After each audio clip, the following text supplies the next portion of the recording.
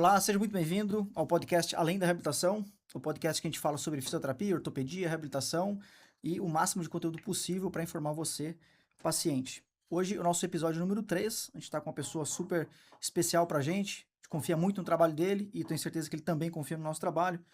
Hoje o tema é sobre hérnia de disco, quem realmente precisa fazer a cirurgia. Então o objetivo é tirar todas essas dúvidas, tá? Mas antes a gente vai deixar um recado importante aqui. A gente vai falar da Kinésia, que é o nosso patrocinador. É uma plataforma inteligente, criada de fisioterapeutas para fisioterapeutas, que buscam mais produtividade, organização, raciocínio clínico baseado em evidências. Com a Kinésia você vai ter uma agenda na palma das mãos, prontuário, evolução e laudo e muito mais. Bom, agora não esquece, deixa o teu like no vídeo, se inscreve no canal que é importante para continuar acompanhando o que a gente faz aqui. Bom, antes de apresentar o Dr. Fernando, a gente vai só relembrar, a gente vai falar sobre o tema hérnia de disco e quem realmente precisa operar. Eu sou o Robson, fisioterapeuta. Eu sou o Jorge, também sou fisioterapeuta e host aqui do podcast. Bom, e hoje a gente está com o Dr. Fernando Teixeira, que é ortopedista, cirurgião de coluna. A palavra é sua, se apresenta, por favor. Agradeço vocês aí pelo convite, né, para a gente conversar aí sobre hernia de disco, um assunto bem importante aí, coisa comum do consultório e, né, do tratamento de fisioterapia também. O meu nome é Fernando Teixeira, eu sou natural de São José dos Campos, né, tenho a formação em medicina pela Universidade Federal de São Carlos, fiz a residência de ortopedia pelo Hospital Albert Einstein, em São Paulo, e eu fiz a minha subespecialização em coluna pela U-Spine, em Curitiba, né, no serviço do Dr. Viale. E outras formações que eu fiz aí, paralelo aí para complementação, né? Show de bola. Hoje o objetivo aqui, como eu falei, é quebrar as crenças, tirar as dúvidas, realmente aprofundar mais naquilo que o paciente tem mesmo de medo, de necessidade, quando recebe um diagnóstico de hernia de disco. O primeiro tópico aí, a introdução, para a gente começar o nosso papo, Fernando, é sobre a quebra de crença, que é exatamente o que a gente estava conversando aqui offline, né? Uhum. Quando o paciente, abre aspas, recebe um diagnóstico de uma hernia de disco, ele costuma ficar muito assustado, muita gente acredita que vai ter que operar de qualquer jeito, e uma das principais informações que ele recebe é que ele precisa abandonar tudo que está fazendo. Atividade física, abandonar, às vezes, o trabalho, enfim. E a gente quer saber se realmente tem a necessidade do paciente ficar tão preocupado assim, isso é verdade, até onde a gente pode levar isso em consideração. Acho que é uma dúvida bem comum dos pacientes. Quer complementar a pergunta? Não, acho que acredito que é uma informação que quando a pessoa tem associada a um sintoma, né, que é um sintoma muito intenso, e eu posso dizer porque eu também tenho esse histórico de dor e tal, é muito comum o próprio paciente ter essa crença de que ele tem que evitar fazer a maioria das coisas que ele vem fazendo, e muitas vezes ele é reforçado isso por outros profissionais. Então, assim, a gente sabe que hoje em dia a internet, outros profissionais têm muita informação quando essa pessoa chega até você. Então, mais a sua percepção sobre isso mesmo. Assim, o paciente com hernia de disco, né, ele tem uma variedade de sinais e sintomas que a gente não pode classificar a partir só de um exame de imagem, né? Ou uma alteração neurológica e definir o que vai acontecer para esse paciente, né? Então a gente tem que avaliar bem o paciente, né? Primeiro, clinicamente, ouvir a história, né? Fazer um bom exame clínico, né? Exame físico, e avaliar os exames complementares, né? Exame de imagem, ressonância e tal. O nome da patologia hérnia de disco, né? Ele, para a pessoa assim, público geral, ele traz na mente uma série de é, conceitos comuns, né? Então, assim, eu tenho uma hérnia de disco, eu não vou poder pegar peso, abaixar, eu tenho uma hérnia de disco.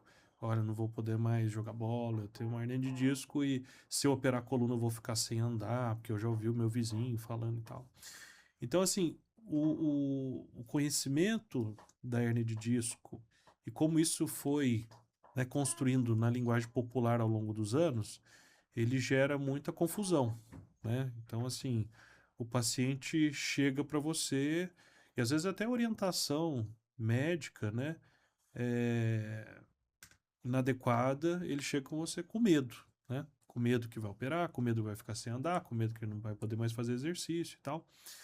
Então, hoje, né, a gente sabe muito bem lidar com isso, né, e que eu digo para o paciente, né, o paciente que tem uma hernia de disco, a primeira coisa, não tenha medo. Você precisa entender o que está acontecendo com um profissional que está habilitado a resolver esse problema. Então, assim, não é um bicho de sete cabeças, é uma patologia que é muito comum e como a gente sabe, assim, dos estudos, né, muitos estudos ao longo de mais de 100 anos, né, estudando hérnia de disco, né, que a maior parte das hérnias de disco com sintoma elas vão reabsorver e o corpo naturalmente vai fazer com que essa hérnia ela diminua e os sintomas eles vão diminuindo ao longo do tempo, né? Então existe um processo de reabsorção e cicatrização que acontece no corpo e aí vai variar de caso para caso, né? Como que isso vai acontecer? Claro que tem alguns casos que são cirúrgicos, tem alguns casos que são mais graves, né? Que a gente precisa ficar atento, né? Que são casos urgentes e tal. Mas, assim, a palavra hérnia de disco é a mesma coisa que, às vezes, por exemplo, a pessoa fala, eu tô com câncer, né? Não na mesma proporção, mas, assim, quando você fala câncer, a pessoa já entra em desespero. Hérnia de disco não é o mesmo desespero, mas a pessoa fica meio perdida, não sabe o que Sim. fazer. E aí as informações podem confundir. Por exemplo, não pode mais jogar bola. Eu não posso determinar isso. Não posso mais levantar peso. Eu não consigo determinar isso, né? Porque tem uma série de coisas que não só o disco que estão envolvidos, né? Sim. Perfeito, Fernando. Eu acho que uma pergunta passa um pouco para trás, então, que você explicou muito bem. O que realmente determina que é uma hérnia de disco que essa pessoa tem? O que acontece fisiologicamente no disco mesmo? O que geralmente leva essa pessoa a ter isso? Uma pergunta mais básica de quem também às vezes recebeu esse diagnóstico e ainda não está nem entendendo ainda do que se trata. Como você poderia definir de uma forma básica aí, O que eu fiz que é para uma merecer uma hernia hernia de de disco, né? Então, assim, ó, primeiro vamos falar um pouquinho da anatomia, né? Então, o disco intervertebral, ele é uma estrutura como se fosse um amortecedor, né? Um amortecedor que ele tem um núcleo gelatinoso, né? Então, na parte mais central, que é esse núcleo gelatinoso, a gente tem proteoglicano, né? Que é hidrofílico, que ele vai acumular água ali. A gente tem colágeno tipo 2 no centro e fibrinas, né? Então, esse gel, ele funciona da seguinte forma. Aumentei a pressão no disco. A água ela pode sair um pouquinho, mas quando eu vou dormir, eu diminuo a pressão, a água volta, porque ele é hidrofílico, né? E na parte mais externa, a gente tem ânulos concêntricos, né, que são principalmente de colágeno tipo 1. Então a gente tem mais fibra de colágeno, e o colágeno tipo 1 ele é mais resistente que o tipo 2, né? Inclusive, por exemplo, a degradação do colágeno tipo 1 ela é muito mais lenta do que a do colágeno tipo 2, né? Então, pensando nisso, um disco que ele está funcionando de forma adequada, ele funciona como se fosse um pneu cheio, né? Ou uma cama d'água, assim, que ele tem uma película fina, que é a parte de colágeno externo, e que a pressão hidrostática ela vai distribuindo ao longo do endplate, do platô vertebral, né? As pressões e você vai conseguindo fazer os movimentos. Então, essa é a anatomia, tá? E a nutrição do disco, ela é um pouco diferente dos outros tecidos. Por que o disco é um pouco mais problemático? O endplate, ele tem vasos bem fininhos, né? Tem uma cartilagem e ele faz uma nutrição da parte interna do disco por difusão. Então, o metabolismo interno do disco, ele é anaeróbico. Então, ele tem uma acidez diferente, né? Que isso importa muito no sintoma do paciente. Então, a acidez dele, o tipo de metabolismo é diferente. O que acontece ao longo do tempo? Quando você está crescendo, você é uma criança, o disco é muito hidratado. Então você tem muito proteoglicano e quase nada de colágeno tipo 2. E ao longo da sua vida, até a idade de adulto jovem, a pressão que você vai dando no disco, ela vai modelando a quantidade de colágeno tipo 1 externo e a colágeno tipo 2 interno. E você vai diminuindo a quantidade de líquido, o proteoglicano vai com o tempo degenerando, mas você tem um disco que fica funcional. E se você faz, por exemplo, exercício, né? Eu faço corrida, eu faço isso, ao longo do tempo, o que vai acontecendo? Você vai criando uma resistência natural do disco, porque as células que tem, tanto do núcleo como da parte externa, elas estimulam a formação de colágeno, porque o tecido osteomuscular, a gente sabe que como é que a gente estimula ele produzir colágeno, como é que a gente estimula a ele ficar mais resistente? É carga mecânica. Então, enquanto a sua fisiologia está funcionando direitinho, seus vasos lá no endplate estão conseguindo fazer nutrição, você não tem nenhuma patologia, seu disco está legal, está funcionando fisiologicamente bem, você vai ganhando resistente ao longo da vida. Só que o que acontece? Principalmente pelo fator genético, tá? Porque ele determina um tipo de colágeno diferente, né, no disco, você tem um risco maior de degeneração, uma velocidade aumentada. Principalmente colágeno tipo 9, A2, A3, tem vários tipos de colágeno que eles facilitam mais o processo degenerativo, tá? Então, você começa a ter uma alteração ou do núcleo ou da parte do ânulo fibroso que vai levando a fissuras, você vai aumentando, em vez de o proteoglicano vai oxidando, vai aumentando o colágeno tipo 2, então você vai mudando um pouco a estrutura. Se a gente analisa, por exemplo, gráfico de pressão do disco do paciente jovem, um paciente com um disco, por exemplo, mais escuro na ressonância, ele já tem uma distribuição de carga diferente. Então, por exemplo, na parte do ânulo, na parte mais externa, você tem uma pressão que ela deforma o colágeno tipo 1. Então ele começa a fazer os abaulamentos, que é o bulging, né? E aí a pressão hidrostática no centro ela é boa, mas nas periferias, quando você mede, né? Ele não é legal. Até interessante que os estudos, como é que eles faziam? Eles colocavam num paciente vivo uma sonda dentro do disco. Tinha um louco que fazia isso e mandava ele abaixar, pegar peso e tal, ia medindo no meio, na periferia e tal, ia percebendo como é que eram essas pressões. Então, o disco, ele vai envelhecendo e ele vai sofrendo fissuras, mudança de substância, né? E aí o que é a hérnia de disco? Quando eu tenho uma fissura, né? Eu tenho uma deformação do ânulo e, por exemplo, ele passou o limite ali em mais que, na verdade, menos que 25% da circunferência, ou ele tem uma protrusão, né? Tanto o bulging como a protrusão, como a extrusão, como a migração da hérnia, todos são hérnias, tá? Mas assim, quando você tem, por exemplo, essa deformação do disco e ela passou o limite ali natural do endplate, eu já considero uma hérnia de disco. Agora, cada hérnia de disco vai funcionar de um jeito, porque, por exemplo, quando eu tenho uma protrusão, o ânulo não rompeu, às vezes o paciente não vai ter dor inflamatória. Ele vai ter, às vezes, a compressão do nervo, pode ter ou pode não ter. Agora, quando rasga, o núcleo pulposo vaza. Como ele é ácido, o que acontece? Ele inflama tudo. E aí tem muita dor. Mas pode ser que ele não tenha compressão do nervo, ele só inflamou o nervo. Sim. E às vezes ele pode ter comprimido o nervo. Então, a sintomatologia, ela é muito variada. Mas o problema que o disco está degenerando, ele sofreu uma ruptura, que pode ser também num trauma agudo, ele rasgou, né? E aí ele encosta nas estruturas nervosas, ele inflama, ele irrita. E aí tem outros processos também degenerativos que você diminui a altura do disco, a coluna também passa a funcionar diferente, né? Sim. Boa.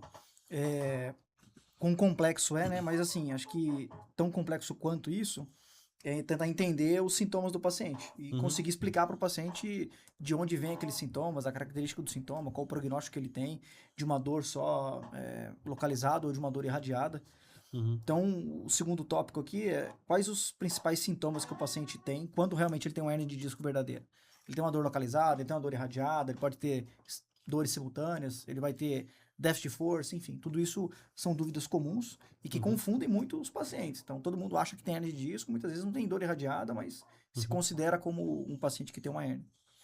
Então, isso aí é bem interessante, né? Porque assim, a hérnia de disco, ela pode dar fatores desde eu não sinto nada, só vi na ressonância, como eu não estou conseguindo mexer minhas pernas, né? Por exemplo, o paciente pode ficar paraplégico, uma hérnia cervical que comprimiu a medula ali, Uhum. ele não está mexendo membro superior, membro inferior. Então, vai variar muito a sintomatologia. O que eu acho que, assim, é uma coisa que é problemática hoje em dia é que as pessoas pegam uma ressonância, vê a imagem e quer falar o que tem que ser feito, né? Por quê? Porque às vezes aparece uma hérnia de disco, sei lá, contida, que está comprimindo aqui o nervo segundo o laudo, mas o paciente não está sentindo nada. Então, como que a gente identifica um paciente que, né, teve uma dor lombar? Pode ser uma hérnia de disco. Um paciente que teve uma dor lombar irradiando para a perna, pode ser uma hérnia de disco foraminal. Ah, ele está sentindo formigamento, alteração de força, né? Na perna, principalmente, ou no braço, se for uma hérnia cervical, né? Isso também pode ser uma hérnia de disco. Ah, eu estou sentindo uma dor toda vez que eu vou abaixar. Isso pode ser uma hérnia de disco. É, eu tô a minha eu tô com o pé caído, né? Principal. Assim, de sintoma mais grave que a gente tem que ficar muito atento, que já entra numa emergência, urgência cirúrgica. Ou uma síndrome de cauda equina. Ah, tá uma parestesia na região genital, não tô conseguindo controlar o xixi, tô evacuando, não tô conseguindo controlar. Tudo isso São, pode ser sintomas pode específicos ser já. sintomas de hérnia. Então, vai depender da minha análise da correlação, né? É até interessante, né, que quando a gente descobriu a hérnia de disco, né, em 1934, o que acontecia? A maior parte dos pacientes que tinham dor lombar radiando para algum lugar, e eles não sabiam o que era. Eles achavam que era um tumor na coluna, chamava condroma, ou uma neurose. Que nem hoje eu falo assim, esse paciente está Uhum. imaginando coisa, vai melhorar. Por que acontecia? Ele tinha hérnia de disco, e depois passava um tempo, melhorava, reabsorvia. Não, isso era uma neurose. É coisa da cabeça do paciente. Então eles não sabiam o que era hérnia de disco. Uhum. Então, o primeiro trabalho assim que tem falando sobre a hérnia de disco, que é de Mixter e Barr, né? Que são médicos americanos, né? Que fizeram as primeiras cirurgias no hospital em Boston, Massachusetts Hospital. Eles fizeram a cirurgia sem saber o que eles estavam tratando. E o pior, como é que eles faziam? Eles tinham uma hérnia de disco, eles abriam de L2 até S1 uma laminectomia e ficava procurando. E cortava o saco dural, abria o saco dural, ia num nível, ia no outro. Então você imagina que coisa que os caras faziam para achar. E aí eles não sabiam o que era, eles pensavam que era um condromo. Então eles tiravam. Ah, esse aqui, eles tinham um paciente que ele teve um acidente de esqui, estava com uma lombocetalgia à esquerda, tem a historinha no artigo, né? E aí o cara falou, cara, tá dando espasmo na minha perna, não consigo, tem que fazer alguma coisa. Aí eles operaram. Então eles fizeram a laminectomia de L2 a S1, acharam a hérnia e o paciente melhorou. Ficou bom. E eles falaram, pô, tem alguma coisa diferente Uhum. aqui. E não era o condroma que eles acreditavam. Aí eles começaram a perceber que na proporção, na época era de 3 para 1. Na verdade não era nem isso, porque o condroma não existia. Uhum. Era alguma hérnia que estava mais calcificada que eles achavam que era outra coisa. E aí eles descobriram que existia hérnia de disco. Que na época, tipo, eles faziam coisas absurdas, assim, por exemplo, faziam um contraste na cervical, uma mielografia, achava a hérnia, fazia laminectomia, cortava o saco dural, afastava e tirava a hérnia. Eu falei, se eu fizer isso hoje em dia, meu irmão, a taxa de complicação é muito alta. Ninguém faz isso, né? Mas foi assim que foi sendo descoberto. Então, por que eu estou falando da história, que eu acho interessante, até porque assim, é uma curiosidade, às vezes as Sim. pessoas, né, ouvirem essa história, porque, assim, são menos que 100 anos, né? Assim, todos aqueles mitos que existem, eu vou ficar sem andar e tal, isso aí, ele não chegou até a pessoa comum. E realmente era o que acontecia. A pessoa operava, ficava sem andar, ficava com déficit e tal. E hoje a gente teve uma evolução muito grande nisso, né? A gente entende mais a hérnia de disco, a gente trata melhor tanto conservador como cirúrgico, né? E a gente tem uma visão totalmente diferente. A gente sabe que é hérnia de disco, mas dependeu de uns caras assim que foram muito corajosos ousados do meu ponto de vista, que fizeram cirurgia sem saber o que que era e tratava. E até é muito legal esse artigo, até a historinha. E, assim, o artigo antigamente não é que nem a metodologia que a gente tem Sim, sim. hoje, né? Então o cara fazia uns 2 casos, achava legal, publicava. Uhum. Aí eu lembro que um cara, até um médico da plateia, ele falou assim, não entendi nada, porque assim, como que ele tava com dor na perna esquerda e você tirou o disco? Ele não tinha entendido que era só um pedaço. Aí ele fez uma pergunta, tipo, nada a ver. Uhum. Até ficou marcado na história como aquela pessoa que faz a pergunta Sim, tosca na, sim. Na plateia. na plateia. E aí o cara respondeu, falou, não, é que a gente tirou um pedaço, por isso aquilo. Aí ele explicou, mas o cara também não entendeu. Falou, ah, tá bom. E tem que fazer, tirar o líquor e tal. Ele não entendeu bosta nenhuma, você vê que não tinha entendido nada. Mas essa questão do...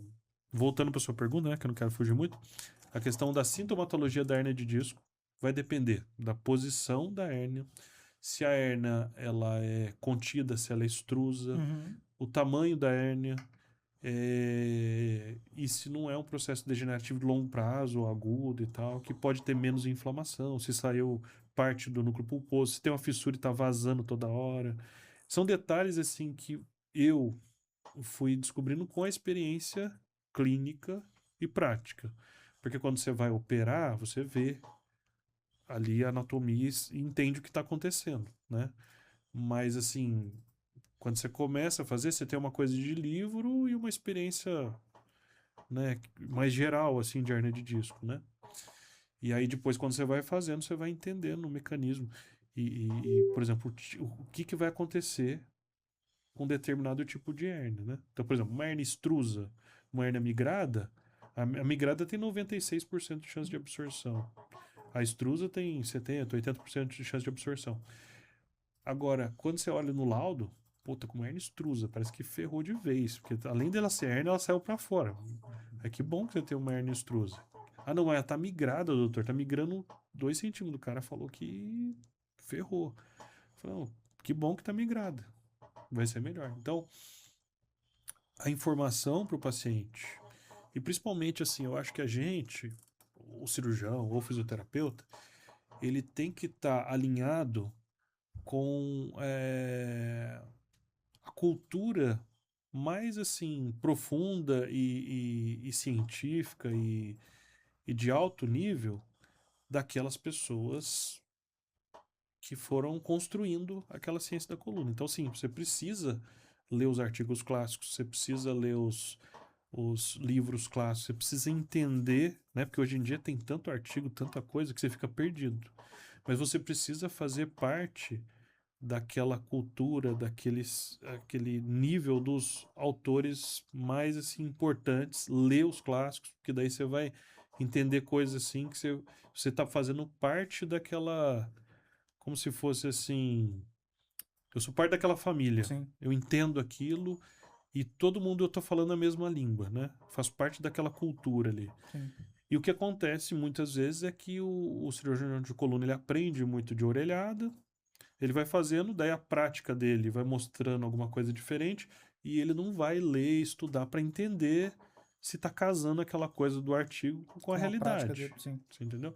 Então, essa questão acontece muito e o cara dá a orientação errada, porque ele não estuda, ele só Sim. vai na parte prática, fala umas besteiras que ele está acostumado, mas nunca leu os artigos clássicos, ele ouviu de orelhada na residência, não preocupou em se aprimorar, porque assim, você vai lá, você leu aquele artigo, você olha lá e fala, cara, não tem nada a ver com o que ele falou. Por exemplo, esse primeiro artigo, os caras acreditavam que era um condroma. Mas aí quando o cara foi fazer, ele olhou e falou, peraí, não é, tem um negócio estranho aqui.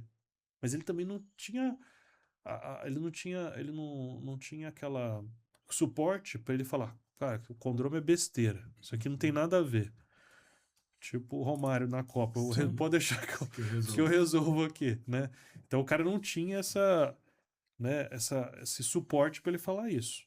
Mas hoje a gente tem muito, porque a gente produz muito Sim. conhecimento e tem muito conhecimento ruim, mas tem muito conhecimento bom.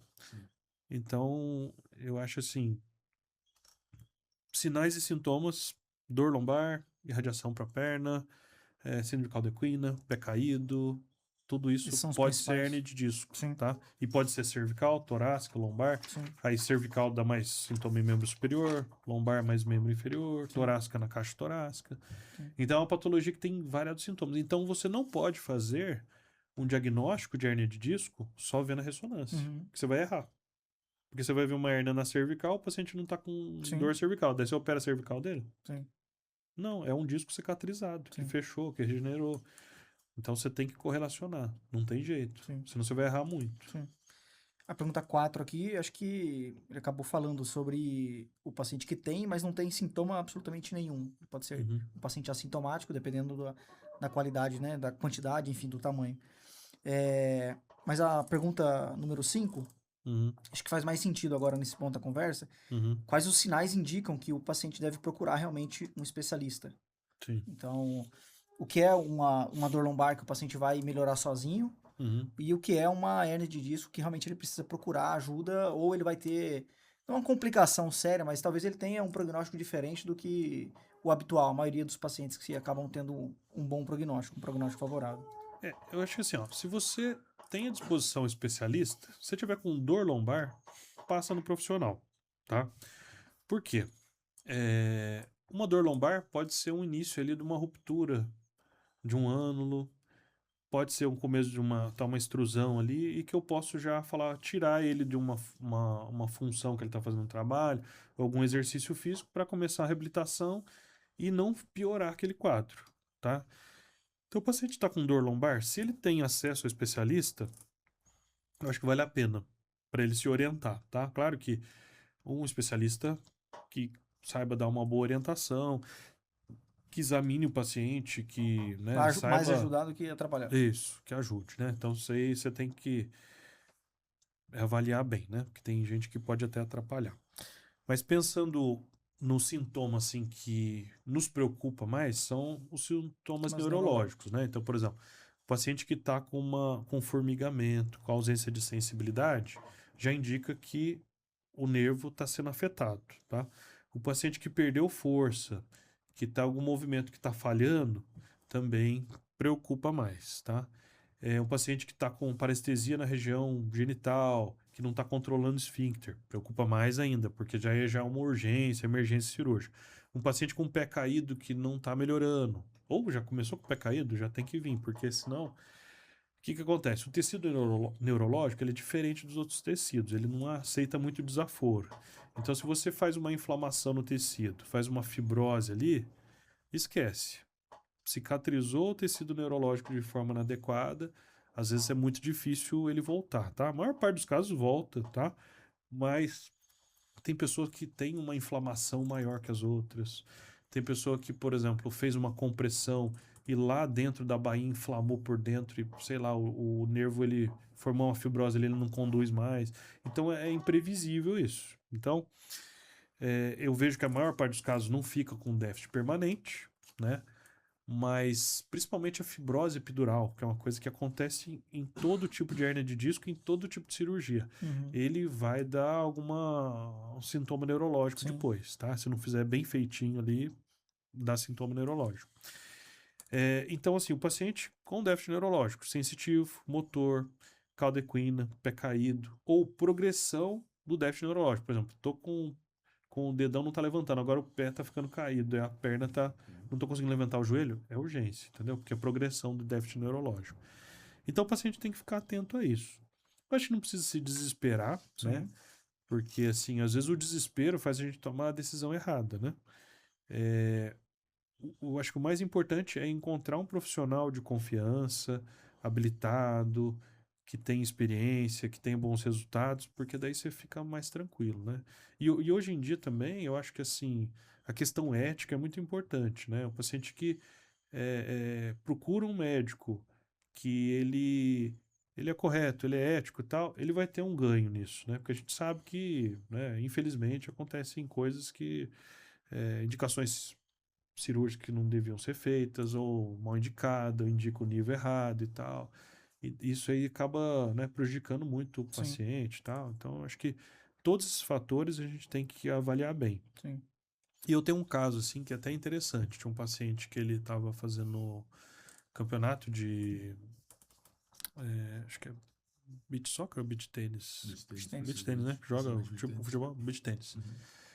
E aí ele tava jogando campeonato, começou com dor lombar. Veio por dor lombar. Falou, doutor, tô com dor lombar e tal. E dorzinha chata, forte e tal. E aí tenho um campeonato e tal. Eu falei assim, ó, espera. Vamos esperar um pouquinho, vamos fazer uma ressonância, vamos ver. Ele não tava com déficit, com nada, né? Eu falei, vamos fazer ressonância, porque daí eu olho o que que é e te oriento melhor. E aí fiz ressonância, ele tinha uma fissura radial, que estava bem próximo do ânus, com um sinal de hiperintensidade do ânus também, né, o HIZ. Aí eu falei pra ele, cara, se fosse eu, dava um tempinho aí. Porque assim, ó, vamos dar umas 6 a 12 semanas, e aí cicatriza, e aí a gente volta com mais tranquilidade, vai dando carga aos poucos, porque é o processo natural, né? Porque do disco cicatrizar e tudo, porque o disco cicatriza também. O que que ele fez? Foi pro campeonato de beach tennis. Fez o contrário. Fez o contrário. E aí rompeu a hernia de disco dele, ele voltou desesperado, perna formigando, não sei o que e tal, né? Então por isso que eu falo que às vezes na dor lombar é importante você vir também, porque daí você recebe uma orientação adequada para você não piorar o quadro, né? Uhum. E aí precisei, felizmente, né? Mesmo com a hernia de disco, tudo, eu infiltrei a coluna dele, começou a reabilitação, porque ele tava com muita dor e tal, ele melhorou e não operou e tal, ficou tudo bem. Uhum. Então, assim, não basta você falar assim, tem um sintoma de dor lombar, não tem problema. O neurológico tem problema. Tem que é individualizado, né?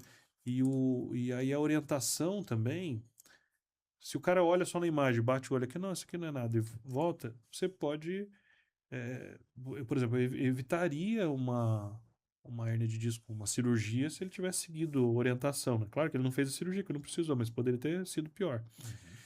Então você evita algumas coisas e a orientação ela é tudo. E assim, principalmente, entender os processos fisiopatológicos. Porque assim, eu acho que a ciência ela tem muita coisa, muito estudo e tal, e a gente tem que fazer recortes assim de coisas que realmente importam na prática. Porque se você não observar as coisas simples e comuns, você não entende nada de ciência. Ciência ela é só uma ferramenta para o entendimento da realidade. Então ficar bitolado em estudo não dá certo. Mas você não, ou ver na realidade não estudar também não vai dar certo, né? Então tem que ter um equilíbrio nisso aí Sim. para você conseguir bom resultado, né? Bom, Fernando, a partir do momento que essa hérnia ela é específica, Uhum, ela causa uma compressão, ela causa formigamento, pode estar causando uma perda de força que foi ali identificada numa eletroneuromiografia, por exemplo. uhum, Então, ou seja, aquela hérnia que é específica, que ela está causando sintoma uhum. geralmente irradiado daí para a perna.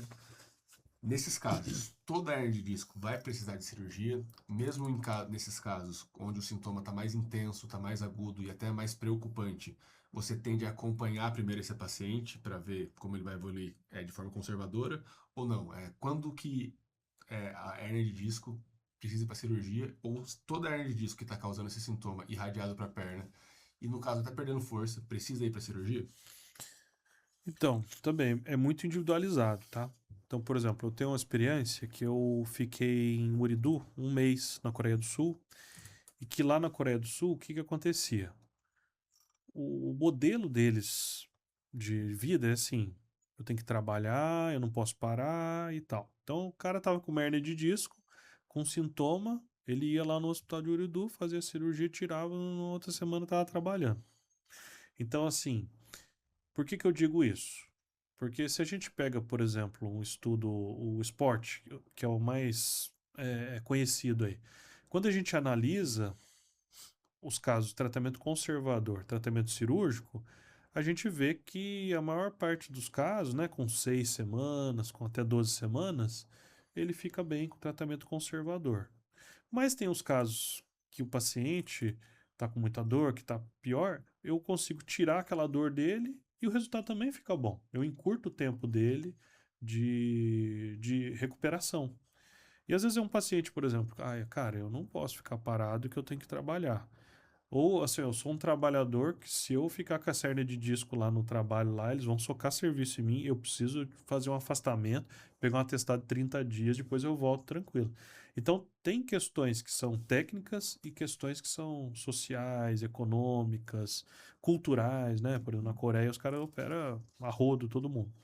Então, assim, a questão puramente técnica, tá? Se o paciente tem um déficit neurológico, uma hérnia de disco, e não é um déficit neurológico grave, eu tenho a possibilidade de fazer um tratamento conservador por 6 a 12 semanas. Porque é o período que o seu sistema imunológico ele vai reabsorver, ele vai reconstruir e ele vai fazer um tecido novo. E às vezes aquilo reabsorve e fica bem. Porque assim, a questão da dor, ela não é só a questão de compressão, ela é questão de inflamação também. Uhum. Então, por exemplo, quando o material do núcleo pulposo sai para fora, ele encosta na raiz, o pH dele é ácido, ele vai irritar, ele vai dar edema da bainha, ele vai diminuir a parte vascular, ele vai inchar o nervo e vai dar uma dor, assim, muito forte e que o paciente vai ficar desesperado. E esse desespero, né, do paciente, ele não sabe o que faz, ele está lá na sua mão. Eu tenho que saber fazer uma espécie de um coaching para ele. Uhum. Fala, cara, fica tranquilo, pode, confia em mim. Vai melhorar, vai diminuir, não sei o quê. E a parceria com a fisioterapia. Por quê? Se eu chego e falar, vai lá na fisioterapia lá, mas eu não sei, Uhum. vai ter que operar. De qualquer jeito vai operar. Então você já deixou ele meio tenso, assim, Desacreditado. desacreditado. Mas o processo natural é esse, né? 6 semanas, né? 12 semanas, e aquilo ali vai reabsorver. Sim. Agora o paciente, por exemplo, doutor, não dá, eu tô com dor, eu tenho que trabalhar, função minha é isso, já tô com, tá indo e voltando toda hora. Por exemplo, eu tenho dor um ano, depois volta outra, eu não quero mais isso. Mas você toma uma decisão conjunta com o paciente. Então não tem uma verdade. Fala assim, Sim. ó, eu sei a verdade, Sim. eu sou o tratamento conservador e você é o cirúrgico e a gente nunca vai dar certo. Não. Vai Somos aliados, né? depender, exatamente. Então vai depender do caso, de como vai Sim, sim. funcionar e tal. E é isso que mostram os estudos, né? Então a gente Sim, está sim. alinhado com a cultura da cirurgia de coluna no mundo inteiro. Então a gente não pode querer inventar uma coisa que já estudaram, entendeu? Sim. E é isso, exatamente isso que eu estou falando, que é o que é dito fora do país, aqui no Brasil, Sim. né? É desse jeito. Eu Entendeu? acho que um ponto muito importante nesse quesito, Fernando, você acabou falando também, é a confiança no profissional, né? Uhum, Eu acho que o meu caso eu sempre acabo contando para os pacientes, porque eu também sou paciente. uhum, Eu já sofri diversas crises de dor lombar. uhum, Você sabe, você é meu médico, né? Então, assim, uhum, em 2023 eu tive uma crise absurda, e aí sim com uma hernia de disco volumosa, causando irradiação para a perna, uma dor insuportável. Fizemos eletroneuro, tava perdendo força, ou seja, eu uhum, tava com indicação de isso para cirurgia, eu tava querendo fazer a cirurgia porque eu não tava aguentando mais, não tava suportando mais. E a gente estava até nos trâmites de marcar já a cirurgia, naquela questão de liberação de convênio. E aí, quando deu 3 meses certinho, minha dor melhorou sumiu. muito. E Uhum, eu lembro que nessa hora a gente vira paciente, né? A gente tá com dor, a gente não quer melhorar. sim. Eu fazendo fisioterapia diariamente, enfim, fiz tudo que tinha que ser feito no protocolo conservador e não Uhum, estava alcançando o resultado esperado, que era melhorar a dor irradiada e melhorar a força, né? Eu lembro que eu fui até você como um paciente. Falei, Fernando, e agora? Melhorei e você me deu total essa confiança. Jorge, não tem por que fazer a cirurgia agora, né? Vamos continuar com o conservador e tal. Enfim, uhum, foi a pior crise que eu tive.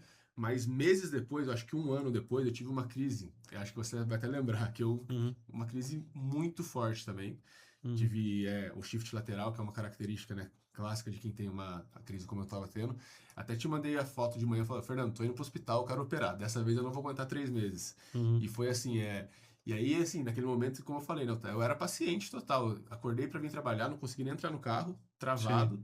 Fui direto pro hospital e já te mandei mensagem. Falei, Fernando, dessa vez eu não vou esperar os 3 meses, eu quero fazer essa cirurgia logo e tal. E Uhum, aí, da mesma forma, você falou, Jorge, calma, é muito cedo para tomar essa decisão, não é no primeiro dia que a gente vê isso. uhum, E no final das contas, de novo, acabou que o tratamento conservador foi eficaz. Então, eu uhum, acho que essa confiança, assim, é primordial. Essa uhum, confiança no profissional que está atendendo. Você, uhum, como médico, que tem essa capacidade de colocar para o paciente qual fase você está e guiá-lo, eu acho que é fundamental mesmo. uhum, sim. Eu acho que essa questão aí da orientação ela tira muita ansiedade, põe no lugar. E, cara, por exemplo, se a gente naquele momento falar, ó, não decidisse operar, tirasse a hérnia também, eu acho que era Ok, também. uma medida, Era um né, caminho, né? que era um caminho que a gente podia ter.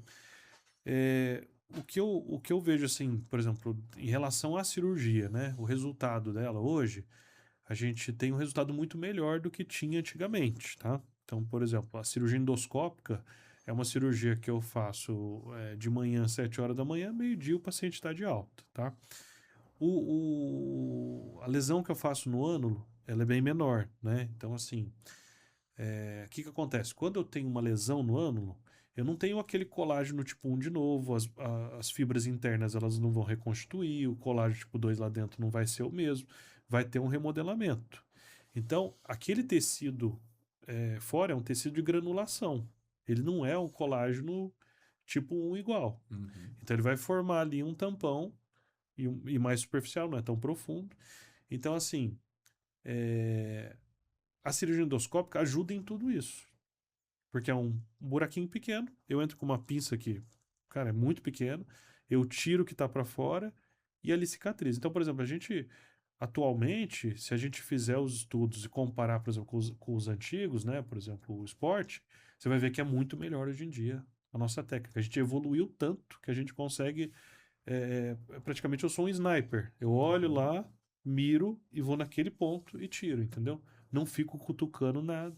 Não fico mexendo lá, abrindo, fazendo laminectomia grande, né? Então, hoje a gente está nesse nível. Por isso que eu entendo que na Coreia do Sul, o cara tá com 2 semanas de dor, ele vai operar, ele fica bom. Sim. Inclusive o Dr. Sang Ho Lee, ele operou a coluna dele com um aluno dele, sem anestesia, porque eles não fazem anestesia lá. Caramba. Mas- Eles fazem sedação, e até Sedação básica. engraçado, porque o asiático, ele tem uma relação com a dor que, assim, que não dá para entender. Os caras não reclamam. E vão conversando durante a cirurgia. Tá doendo? Não, não tá doendo. Né? E aí você vai fazendo a cirurgia. E o professor foi olhando na câmera, o aluno dele foi tirando isso, tira ali. E foi tirando e fez a cirurgia dele. Ele guiou a própria cirurgia. Ele guiou a própria cirurgia. Caramba. E engraçado que quando ele começou também, as pessoas, outros médicos da Coreia do Sul criticavam ele, que falavam que ele era picareta, que a cirurgia endoscópica era uma farsa. E Quando ele começou. quando ele começou. E aí ele decidiu que ele não ia ensinar nenhum coreano que não fosse do serviço dele, a técnica dele. Então ele abriu os primeiros cursos para pessoas de fora da Nossa, Coreia. Uhum. Então eu lembro que eu fui lá para fazer o curso e os outros coreanos não podiam entrar, porque ele ficou puto da vida que os caras estavam falando mal dele. Eu falei, então tá bom, não vou ensinar para vocês, só vou ensinar pro pessoal de fora da Coreia. E aí depois, claro, todo mundo Sim. aprendeu, que daí muita gente e Difundiu, tal, né? né? Difundiu e tudo. Mas é bem, bem legal a história. Legal. E hoje em dia a gente tem uma técnica muito apurada para resolver. E assim, se o cara tá com muita dor, não tá melhor, e ele decidir fazer, eu acho que assim, é uma boa opção. Sim. E hoje a gente não tem aquela. Por isso que eu tô falando, 1934, uma laminectomia de L2-S1, cortar o saco dural para você pegar uma hérnia é diferente. Então a pessoa, eu acho que esse medo, ele é cultural desde Desse antes período. desse Sim. período, porque a cultura popular, ela é coisa assim, né? Tem gente que acredita no lobisomem até hoje, sim. entendeu? Que os ETs estão vindo. Sim, sim. Não sei se vocês acreditam em ET, Sim. mas assim, tem gente que tá esperando, né? Sim, sim. sim. Inclusive falaram que na Copa ia vir Ia alguma abduzir nave e o- abduziu. Abduziu o time. Não, eu devia ter Abduziu a abduzido, porque vontade daí do pelo time. menos o Brasil É. tinha uma desculpa, né? É verdade. Bom, Fernando, quais os maiores erros agora que os pacientes cometem, cara? Após receber um diagnóstico de hernia de disco, enfim.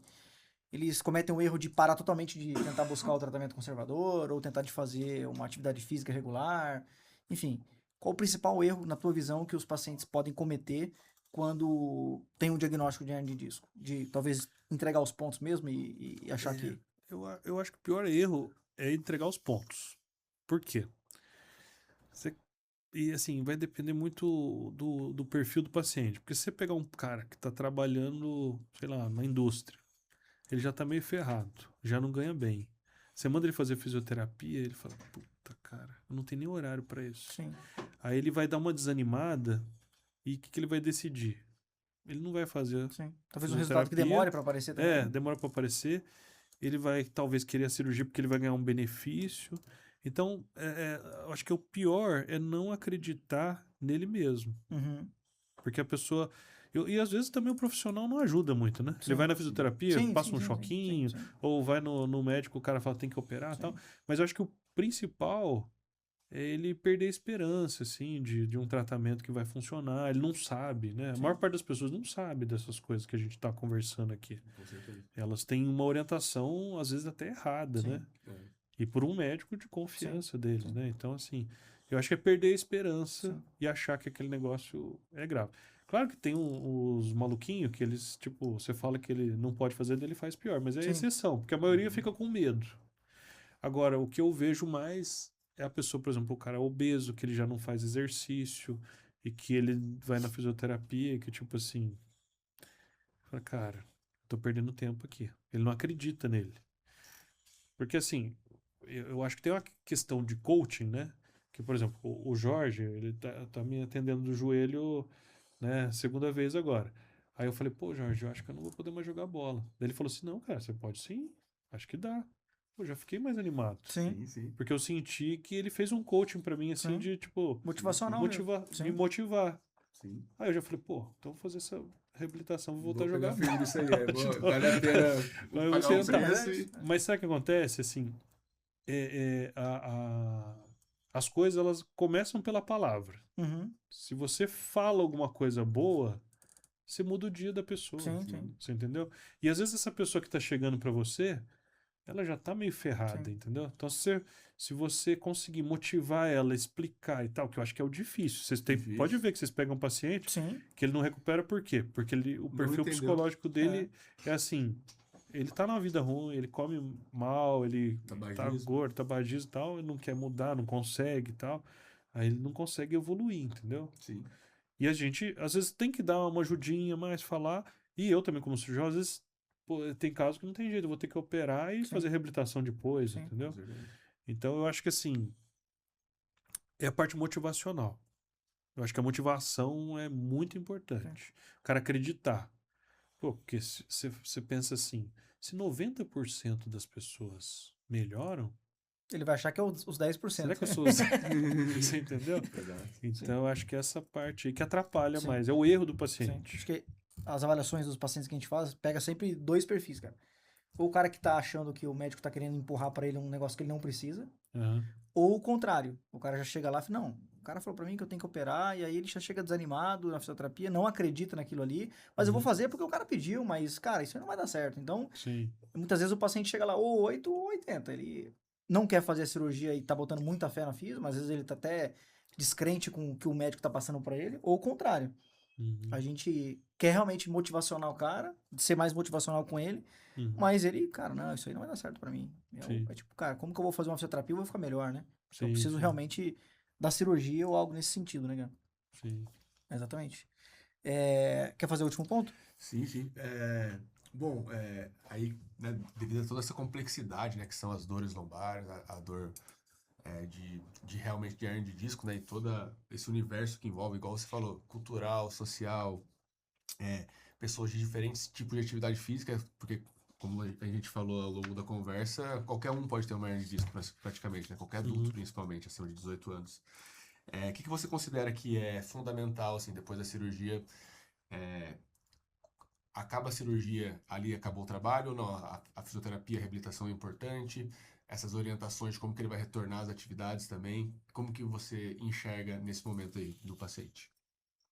Então, assim, eu procuro entender de uma forma, assim, do que tem de estudo de biologia, de biomecânica, de anatomia, para tentar passar isso para a realidade. Então, assim, uma pessoa que teve uma hérnia de disco, ela tem um disco que não está funcionando como era antes, entendeu? Então ela perdeu hidratação, inflamou, o ânulo às vezes já está com abaulamento, né? E aí você tem uma cascata degenerativa, né? Que é do disco, articulação facetária e tal, que já entra outros problemas aí, tá? E eu acredito que é o seguinte, eu acredito não, os estudos mostram, né, que quando eu dou um estímulo mecânico no disco, ele vai reagir produzindo colágeno, ele vai reagir cicatrizando, né? Então, como é que eu faço? Como é que eu penso essa reabilitação? Eu penso assim, eu começo com um estímulo mais leve, eu acho que é a mesma coisa que vocês fazem, né? E aí, aos poucos, eu vou aumentando a carga para ver na resposta do disco, dos tecidos, do músculo, tudo ao redor. Porque daí eu vou ganhando um pouco mais de estabilidade, resistência, para eu ficar funcional. Não é sempre que isso acontece, né? Porque às vezes tem outros problemas associados.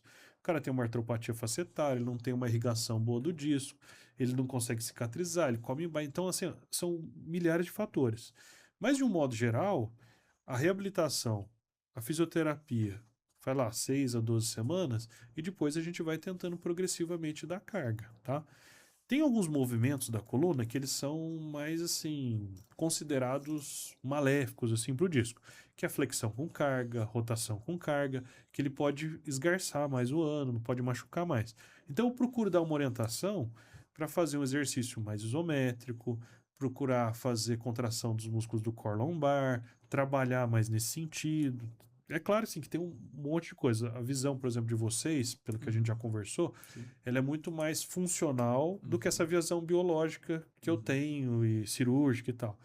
Então vocês entendem um pouco mais assim da parte do alongamento, do fortalecimento, da biomecânica, dos limites de flexão, extensão e tal. Mas na minha cabeça, conversando, ele vai mais nesse sentido. Claro. Eu tentar estimular, estabilizar e ver como é que fica.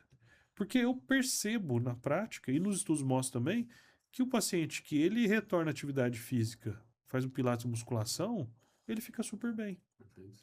Agora, é claro que tem alguns tipos de lesão do disco, por exemplo, o disco está muito reduzido a altura dele, já não tem mais disco. Tem uma estenose foraminal, ele tem uma instabilidade porque tem uma espondilolistese, ou ele tem uma faceta totalmente degenerada, que aí não tem jeito, aí é um outro tipo de tratamento, uma artrodese, Sim. né, um alífio, tem um monte de técnica que a gente pode fazer. Mas aí chegou no limite Uhum. funcional daquela unidade, né? Porque assim, a unidade funcional, corpo vertebral, disco, corpo vertebral, faceta, ligamento, músculo e tal, eu posso tentar harmonizar ele mais. Às vezes o cara vai ficar com uma dorzinha, fica, mas é funcional, fica legal. Então eu continuo fazendo exercício, porque assim, cara, você fazer exercício, você vai prolongar a sua vida, a parte cardiovascular vai melhorar, a parte de cicatrização vai melhorar. Cara, tem um monte de benefício. Não dá pra eu pegar e falar assim, ó, você tá com hernia de disco, agora não faz mais exercício porque senão vai piorar. Não é isso que acontece. Pelo contrário, né? É o contrário. Quem fala isso não leu, não faz parte da tradição da escola de cirurgia. Não é um cirurgião de coluna no mundo moderno. Uhum. Tá desatualizado. Tá parado no tempo. Sim. Não dá para ficar assim.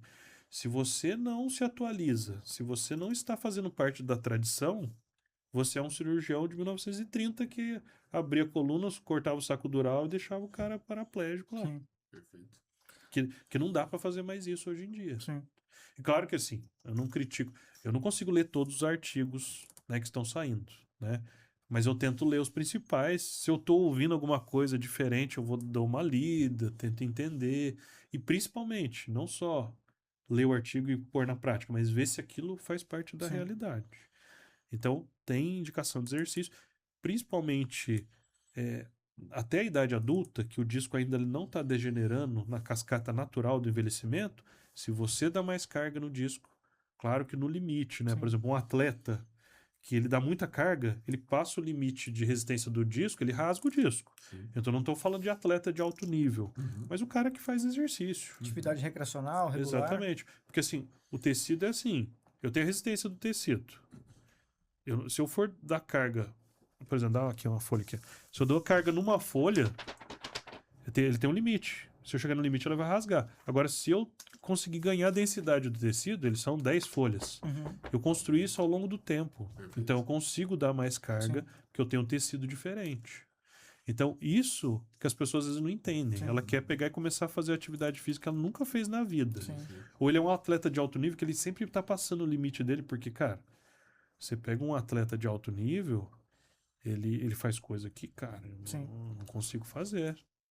Ele tá passando o limite fisiológico. Frequentemente. Aí a chance de lesão é maior. Sim. Então, acho que o exercício progressivo, né?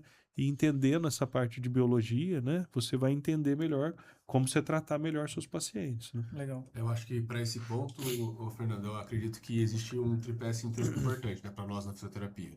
O primeiro são os protocolos, que já existem, alguns de como se seguir semana após semana, Uhum. justamente utilizando essa parte da cura biológica do tecido após uma cirurgia. Uhum. O segundo é a característica do paciente, a evolução clínica dele. Então, tem pacientes que vão evoluir mais rápido que outros, dentro Uhum. daquele limite.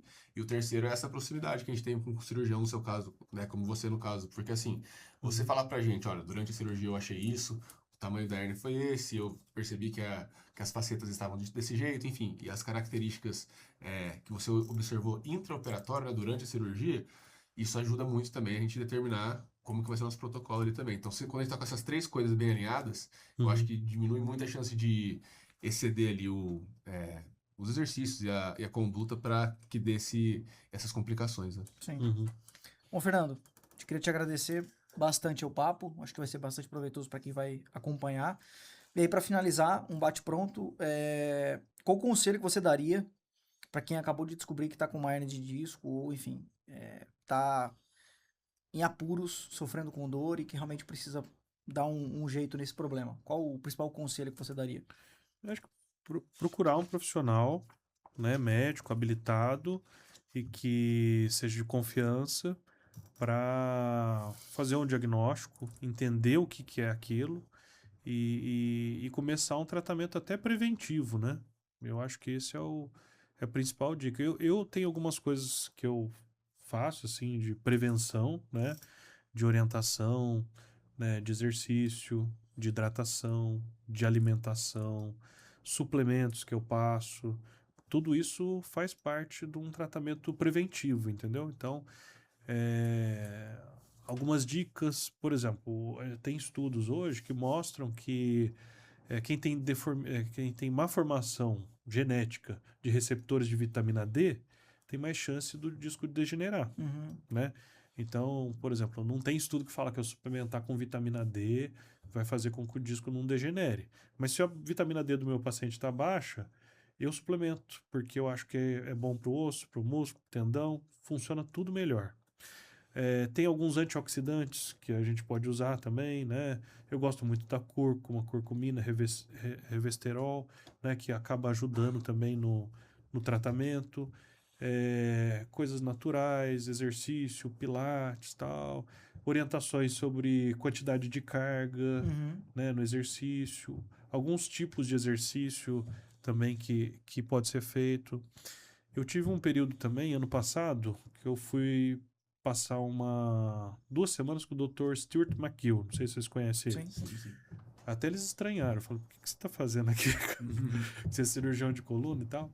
Eu falei, não, Stuart, eu vi que você tem uma forma de tratar atleta, né, olímpico, halterofilista, e eu queria entender como é que é a lógica disso, né? E eu queria também aprender isso para eu conseguir aplicar nos pacientes e, né, usar isso. Então eu fiz o curso lá com ele, tudo. E são coisas de orientações que eu Sim. passo também, que eu converso, né? Ele até falou assim, pô, você tem que mandar os fisioterapeutas para cá. Eu falei, vou passar para eles, Sim, sim. pra Legal, eles bom irem lá. demais. É McGill legal. Ele é um cara muito. famoso no mundo da dor lombar. Ele é muito legal e assim, um churrasquinho na casa dele, é tudo na casa dele, conversa na beira da fogueira, é um Ele negócio acolhe bem. os estudantes Acolhe, muito, muito legal, gostei. Legal. Gostei mais do churrasco. Fernando, deixa teus contatos aí, onde as pessoas podem te encontrar, se quiser marcar uma avaliação, uma consulta, e também tuas redes sociais. Tá. Bom, contato eu não lembro nem de cabeça, tá? Mas assim. Esse teu Instagram, esse teu Instagram. Então, pelo Instagram é @drfernandoteixeira.com.br no Instagram ou não? Arroba só, doutor. @dr.fernandoteixeira. Boa. No site é www.drfernandoteixeira.com.br e eu atendo aqui em São José dos Campos, no Centro Médico Rio Branco, que é ali perto da ETEP, atendo na clínica São Gabriel, que é ali na Avenida Andrômeda, na Ortodoc, né, os 3 aqui em São José dos Campos. Atendo em Taubaté na Ortocentro e Jacareí? em Pinda na FX. Legal. Então atendo Do toda a Vale região todo. do Vale do Paraíba. Legal. Informação final? Não, é prazer, Fernando. Muito obrigado novamente. É sempre um prazer a gente conversar com você, discutir os casos, né? Você, de novo, como meu médico oficial também, a confiança é extrema mesmo. E agradecer aí por você ter disponibilizado essas informações. Tenho certeza que o que você está falando aqui, que você falou hoje, vai servir para muita gente se orientar bem e buscar uma alternativa e saber que hernia de disco tem solução, que existe uma vida melhor sem dor. Legal. Obrigado, Fernando. Eu que agradeço vocês aí. Show de bola. Um Muito abraço. bom o papo aí. Legal. Bom, a gente se vê no próximo episódio. Até mais.